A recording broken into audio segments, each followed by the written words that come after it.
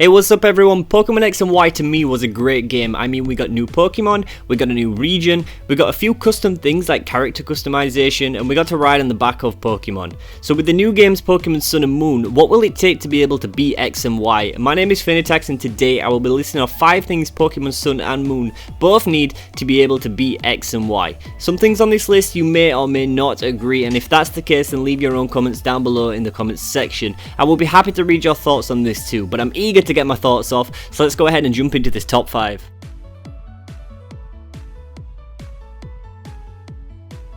One of the main things that we love about the Pokemon games is our adventure throughout the region, and if we're promised a new region, then this will mean new Pokemon. But what I like about this is that there will be a new storyline all ready for us. So what a great way for these games will be this.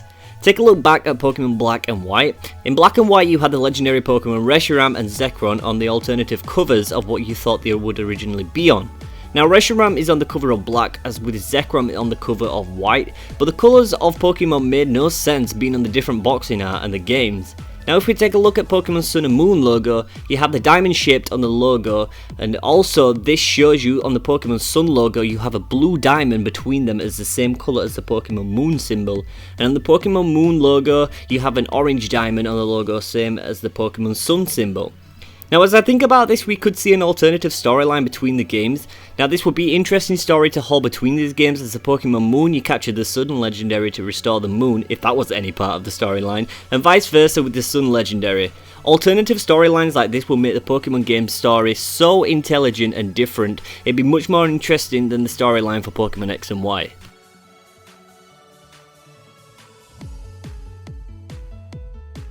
Our greatest feeling about being a Pokemon trainer is having your Pokemon by your side. This feature was brought in Pokemon Heart Gold and Soul Silver, along with the fans who loved having their Pikachus by their side in Pokemon Yellow. I feel that this has crossed so many minds onto why it hasn't been a recurring thing in the Pokemon games. It's been a while since a new Pokemon game has come out, since Omega Ruby and Alpha Sapphire were the last ones to hit the shelves, so Nintendo have had a long time to try plot out what they want to make the games better. I feel like if they were to bring Pokemon Following feature back, more and more fans would be more comfortable playing the games with their favourite Pokemon by their side.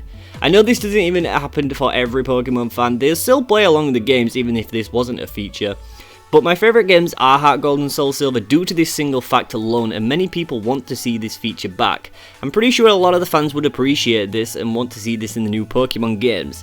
A lot of people always ask about Pokemon following you, whether it's in a ROM hack or anything like that. They absolutely love this feature, and now if they want to beat X and Y, they need to bring this feature back just to have your favourite Pokemon by your side so you feel the most comfortable of being a Pokemon trainer.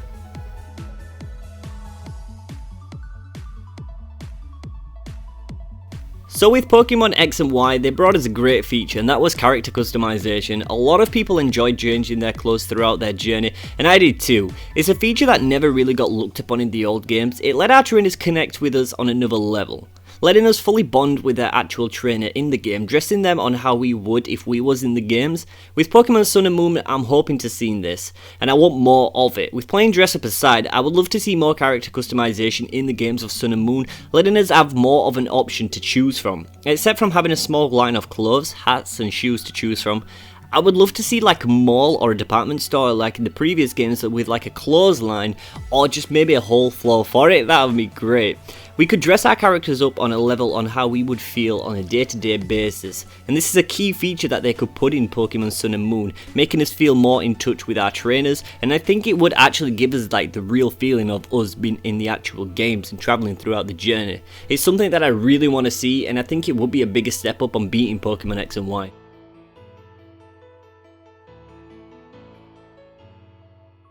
Kalos was a pretty big region. There are still so many untold stories that are there. The mysterious power plant doors that would never open, Zygarde's role, Hooper and Volcanion that got released but were nowhere to be found in the games. With these mysteries, I feel like they need an explanation, and a great way to bring these mysteries to an end is including travelling back to the Kalos region in the new games if we are able to get a new region. Like, this adds to the storyline, even maybe putting this in as an after game, I think it would be a great idea. Much like Horace when we got the Delta episode explaining Rayquaz's role in the story, and meeting Deoxys in space was a great finish. Maybe putting Volcanion in the games and adding Hooper to the end of it, maybe like a final mission for the after game, I think it would be an amazing touch. A lot of fans are wanting to travel back to different regions, and many would like to see that you can travel through all of the regions. For this, I feel like it would take some insane plotting for the games, and it would be a huge file download if you were to download them onto your DS. With all that memory, the games would be huge, as it would be a nice touch seeing all the old regions with the new graphics. I feel like this would not be possible, but maybe it could happen. But an adventure back to Kalos would be an amazing touch, and a fine finish to Sun and Moon, blowing X and Y off the roof.